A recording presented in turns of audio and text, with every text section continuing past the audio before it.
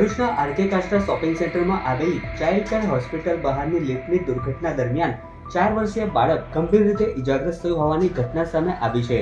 ભરૂચના જૂના તોરા ગામના 4 વર્ષીય તીર્થરાજસિંહને ચાઇલ્ડ કેર હોસ્પિટલમાં ઓપીડી સારવાર માટે લાવવામાં આવ્યો હતો। સારવાર બાદ બાળક પરિવાર સાથે ઘરે પરત જવા નીકળ્યું હતું।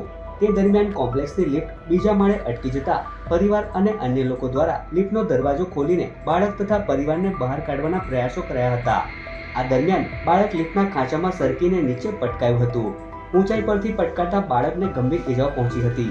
ઘટનાના પગલે બાળકને તાત્કાલિક ગંભીર હાલતમાં મલ્ટી સ્પેશિયાલિટી હોસ્પિટલ ખાતે ખસેડવામાં આવ્યું હતું।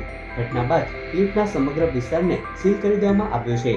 તો બીજી તરફ બનાવની જાણ થતાં જ પોલીસે સમગ્ર મામલે તપાસ શરૂ કરી છે અને લિફ્ટની કામગીરી તથા અકસ્માતની પરિસ્થિતિ અંગે તપાસ હાથ ધરવામાં આવી છે।